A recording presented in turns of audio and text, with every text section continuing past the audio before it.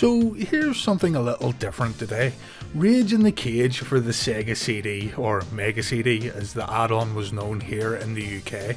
There's no doubt in my mind that viewers of this channel have heard of this game, but I also believe this is one of the lesser known WWF games of this era because it was on the Sega CD. I never owned the add-on as a kid. It was an expensive Mega Drive or Genesis add-on at the time, and honestly I didn't feel like I was missing out on much by not owning one. The Sonic CD game intrigued me a little, but really that was it. That's not to say though that the Sega CD didn't sound good. The compact disc format could hold more storage, meaning we could potentially see games with better visuals, CD quality audio and full motion video. We all know now, in hindsight, that the add-on wasn't the huge success that Sega had hoped it would be, but at the time it sounded like something that had potential, a piece of hardware that could make our Mega Drive systems even better. Yeah, it sounded good. When WWF Rage in the Cage was released for the CD based add-on, fans would have been excited to play a new wrestling game that uses the Sega CD to its advantage. The back cover here promises to deliver the biggest WWF game roster to date, stereo sound, even live action video, though looking at this back cover, fans would also quickly notice that this game looked incredibly similar to the LJN published wrestling games of the past. As a matter of fact, it looked identical, with the only exceptions being new wrestlers and new steel cage matchups. Remember, WWF Rage in the Cage was kind of a continuation from the previous 16-bit WWF games Super WrestleMania and Royal Rumble.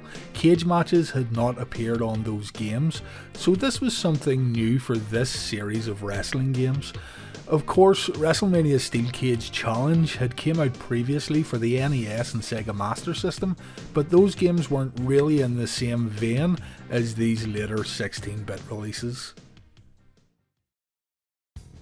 So the selling points then of WWF Rage in the Cage, released in December of 1993, was the new roster, full motion video, stereo sound and cage matches. You would naturally assume, with all this available storage on a CD, that all the modes and extras found in the previous 16-bit WWF games would make their way over to Rage in the Cage.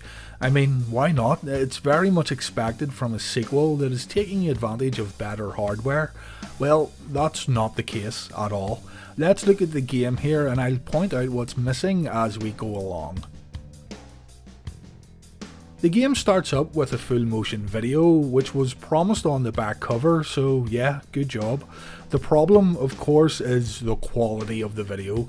This was always an issue with the Sega CD games. The videos always did look kind of grainy. That being said, some FMV sequences in other games looked better than others. Take Loadstar here for example, or Star Strike. And Road Avenger also looked pretty good thanks to being all animated. The Sega CD hardware just couldn't render video very well.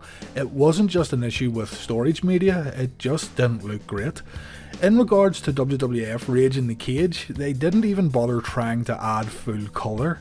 That being said, this was the very first time that full motion video was included in a WWF game, so credit here where it's due. Just to jump ahead a little but staying on topic, FMV videos are also used to view a wrestler's finishing move on the character select screen.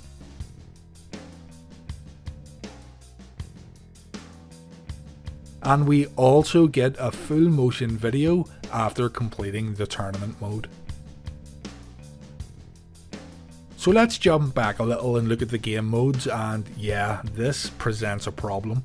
Remember when I said that the expectation here would be everything from past 16-bit WWF games would get carried over? Well, that didn't happen when it came to the game modes and match types. When comparing to the game modes available in past games like Super WrestleMania and Royal Rumble, this is a giant downgrade in my opinion. Tag matches are gone, Royal Rumble matches are gone, Survivor Series matches are gone. What we have here are the bare bones when comparing to past games.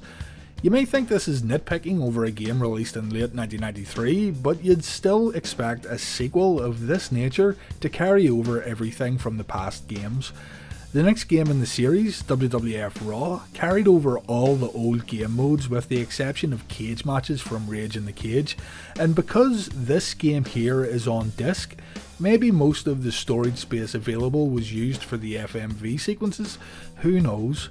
But worse still, the roster features tag teams such as the Nasty Boys, Money Inc. and the Head Shrinkers, but you won't be able to use them as tag teams in the game. A real shame here. Anyway, we have singles matches, brawls, which are no holds barred matches where you just gotta deplete your opponent's health bar, cage matches, and the single player tournament. Let's look at the roster then, and things do get better here, thankfully. We have Bret Hart, Tatanka, the Big Boss Man, Knobs and Sags of the Nasty Boys, the Model Rick Martel, Shawn Michaels, Yokozuna, Bam Bam Bigelow, Ted DiBiase, Razor Ramon, Lex Luger, IRS, Fatu and Samu of the Head Shrinkers, Macho Man Randy Savage, Mr. Perfect, Crush, Kamala, and The Undertaker. Now, one of the benefits of CD-based storage is the fact that developers could easily add CD quality audio, meaning theme music should sound great here on the character select screen, right? They did promise us stereo sound, and while the sound is in stereo, the music used is the same chip music heard in the Super Nintendo versions of Royal Rumble and Super WrestleMania, so we don't get official CD quality theme music here. Instead, we get 16-bit renditions played at higher quality, another missed opportunity here.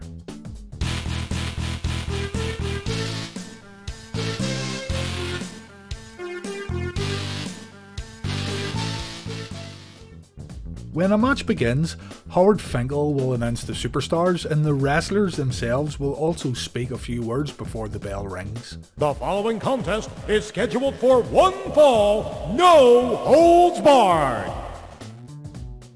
To my left, from the Department of Correction in Cobb County, Georgia, weighing 337 pounds, the Big Boss Man. Listen up, punk. You have the right to remain silent. You have the right to take a brutal beating from the Big Boss Man. This is a nice addition for sure. One of the things Rage in the Cage got right. The announcements do get repetitive, but still, it's something new, and also this was the first time it was done in this manner in a WWF video game. Looking at actual in-game footage here, you will notice that Rage in the Cage has a wider colour palette in comparison to the other 16-bit WWF games that came before it. Things do look a little smoother around the edges also, so the game also has that going for it. There's more detail in colour in the wrestlers' models, as small as these details may be, so in terms of actual in-game visuals, it isn't that bad at all. Remember, this is in comparison to the other WWF games that were released at the time. I'm not saying it's the most beautiful looking game, but it did look better than what we already had. Another bonus is that WWF Rage in the Cage supports the 6-button controller, making the game much more pleasant and easy to play. In terms of gameplay, WWF Rage in the Cage is identical to the previous WWF games. Nothing really more to say. If you've played WrestleMania, Royal Rumble, or even WWF Raw, you'll know exactly what to expect.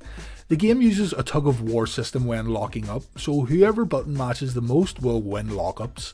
You can perform a finishing move when your opponent's health is in the red and you press the appropriate button in the appropriate position. To get a challenge here, do put the difficulty level up. The cage match is pretty simple, just beat your opponent up, go to the corner and press A and B together to escape and win the match, and there's no way of jumping off the top of the structure, at least to my knowledge.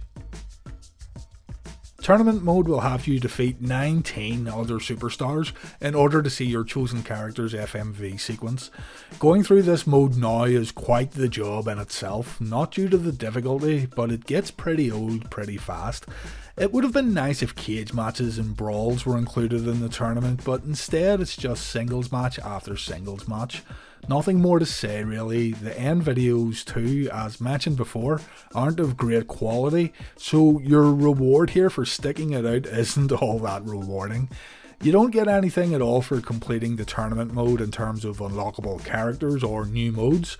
You watch the little video, question why you just played the game, and you get thrown right back to the main menu. And really, that's it for WWF Rage in the Cage. I don't have anything else to say. I suppose if you enjoyed the old 16-bit WWF games, this is kind of a curiosity that is probably worth checking out, if just for the roster. If you have the choice on which one to play, this would probably be the last WWF game of this era that you would choose, just simply due to the lack of game modes. The boredom factor kicks in really fast here due to the lack of things to do. It's telling also that the next game in the series, WWF Raw, was a vastly superior game that didn't need the benefit of being on the Sega CD hardware, confirming here what most people thought of the Sega CD. It was kind of unnecessary. WWF Raw did come out on the Sega 32X, which was another Sega Mega Drive add-on, but we will talk about that another time. So, can I recommend Rage in the Cage? Really? No, I can't. What you've seen in this video here is pretty much everything the game has to offer, and that isn't a whole lot. In the end, WWF Rage in the Cage feels more like a step backwards than forwards, and if you're into these kind of old school wrestling games, there are much better options out there.